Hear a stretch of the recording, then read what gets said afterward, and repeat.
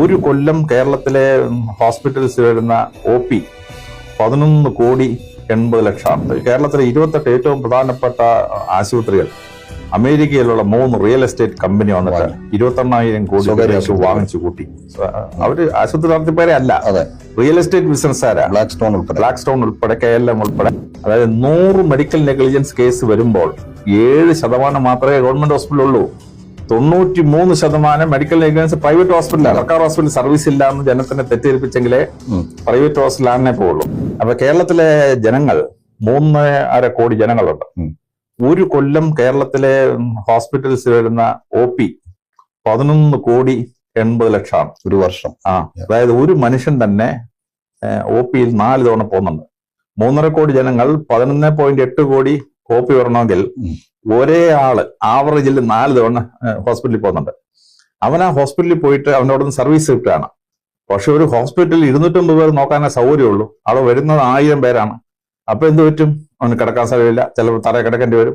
ഉടനെ ആരെങ്കിലും തറ കിടക്കുന്ന ആ ഫോട്ടോ എടുത്തിട്ട് ഉടനെ പത്രത്തിലിടും. 99 പേര് രക്ഷിച്ചാല ഈ പത്രത്തിൽ വരുന്ന വാർത്ത. അപ്പൊ ഇപ്പൊ എന്ത് പറ്റി? ഇപ്പോഴേ കേരളത്തിലെ 28 ഏറ്റവും പ്രധാനപ്പെട്ട ആശുപത്രികൾ അമേരിക്കയിലുള്ള 3 റിയൽ എസ്റ്റേറ്റ് കമ്പനി വന്നിട്ട് 21,000 കോടി വാങ്ങിച്ചു കൂട്ടി. അവര് ആശുപത്രി നടത്തിപ്പേരെ അല്ല, റിയൽ എസ്റ്റേറ്റ് ബിസിനസ്സുകാരാ. ബ്ലാക്ക് ഉൾപ്പെടെ KLM ഉൾപ്പെടെ വന്നിട്ട് കേരളത്തിലെ ഏറ്റവും പ്രധാനപ്പെട്ട 28 പ്രൈവറ്റ് ഹോസ്പിറ്റൽ വാങ്ങിച്ചു. അപ്പൊ അവർക്ക് പ്രൈവറ്റ് ഹോസ്പിറ്റൽ പേഷ്യൻസിനെ വേണം. അപ്പൊ സർക്കാർ ഹോസ്പിറ്റൽസിനെ ആക്ഷേപിച്ചെങ്കിലേ അവിടെ ആളിനെ കിട്ടുള്ളൂ. അപ്പൊ അവിടെ കത്രിക കണ്ടു, അവിടെ അത് കണ്ടു എന്ന് പറഞ്ഞിട്ട് ഇവിടെ ഒരു ഡോക്ടർ പേഷ്യനെ നോക്കിയില്ല. ഒരു സ്ത്രീ പ്രസവം കഴിഞ്ഞ് മരിച്ചുപോയി. അപ്പൊ നോർമൽ പ്രസവത്തിൽ 100 സ്ത്രീകൾ പ്രസവിച്ചാൽ 2-3 പേര് മരിക്കും. ആ കുട്ടി മരിക്കുന്ന എടുത്തിട്ടങ്ങ് ഹൈലൈറ്റ് ചെയ്യാൻ. അപ്പോ കേരളത്തിൽ മെഡിക്കൽ നെഗ്ലിജൻസിന് കേസ് എടുത്തിട്ടുണ്ട്. കോടതി റെക്കോർഡ് ഉണ്ടായിരുന്നു.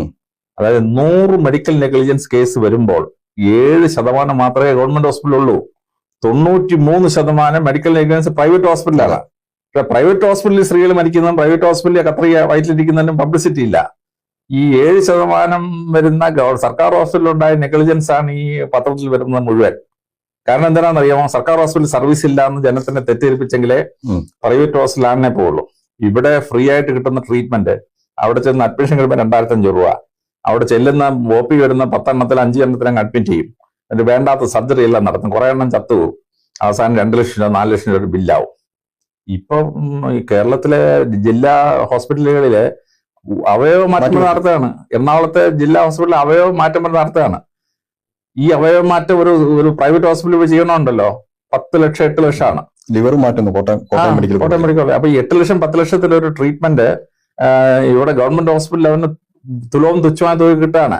ആൻജിയോപ്ലാസ്റ്റിക് മെഡിക്കൽ കോളേജിൽ 1 പൈസയില്ല, തുച്ഛമായ തുകയല്ലേ ഉള്ളൂ, എന്റെ പേരുള്ളൂ.